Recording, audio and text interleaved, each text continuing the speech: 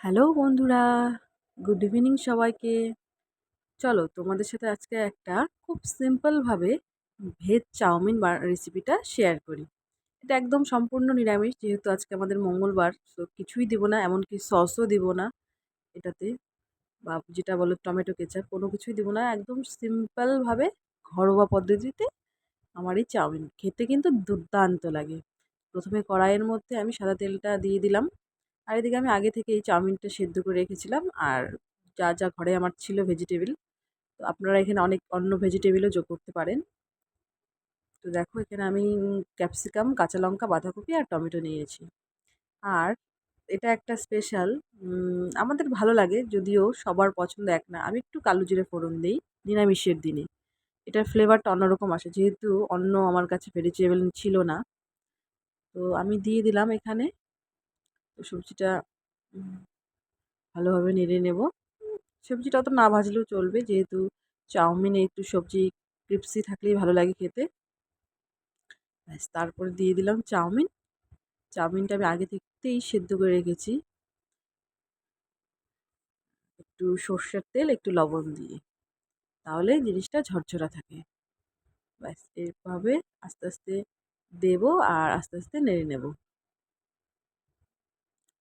তোমাদের কার কার veg chowmein খেতে ভালো লাগে অবশ্যই জানাবে।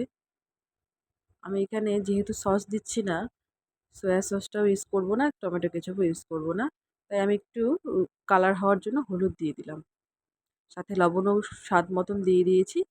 আর দিলাম গরম মশলা। আসলে এই চাউমিনটাতে যেহেতু অন্য কোনো মশলা দিতে পারছি না, তাই গরম মশলাটাই দিচ্ছি। আর গরম মশলাটা দিলে সত্যি বলছি বন্ধুরা, অসাধারণ লাগে খেতে। আর সাথে একটু দেবো আমি, সেটা পরেই দিব, গোলমরিচের গুঁড়ো। ব্যাস, নিরামিষের দিনে যেহেতু অন্য কোনো মশলা যায় না, তাই এই দুটোতেই আমার তৈরি হয়ে যাবে। তারপর দিয়ে দিলাম আমি ধনিয়া পাতা। এই ধনেপাতাটা দিলেই সেন্টটা খুব সুন্দর হয়। আর এই যে দিয়ে দিলাম আমি গোলমরিচের গুঁড়ো। যেহেতু ভেজ, গোলমরিচের গুঁড়ো নন ভেজেও দিলে ভালো লাগে খেতে, ভেজে দিলেও ভালো লাগে খেতে। ব্যাস, এবার এটাকে সুন্দর করে আমি নাড়িয়ে নেব। দেখেছো সুন্দর ঝরঝরে হয়েছে চাউমিনটা, একদম একটার সাথে একটা লাগেনি, খুব সুন্দর ঝরঝরে হয়ে গেছে। এবং সেন্টটাও দারুণ আসছে, খুব সুন্দর একটা ফ্লেভার আসছে। ধনেপাতা, ক্যাপসিকাম, কাঁচা লঙ্কার খুব সুন্দর একটা ফ্লেভার আসছে চাউমিনটাতে। আমরা বেশিরভাগ ক্ষেত্রেই নিরামিষের দিনে চাউমিনটা এভাবেই খাই, যেহেতু আমিষের দিনে তো মাছ মাংসটা খাওয়াই হয়, তো তখন আর এসব চাউমিন বানাতেও ইচ্ছা করে না, খেতেও ইচ্ছা করে না। তাই নিরামিষের দিনে অনেক সময় ফুলকপি, গাজর, বিনস এগুলো দিয়েই করা হয়। যেহেতু আজকে আমার ঘরে নেই এগুলো, তাই আমি এগুলো দিয়েই করলাম।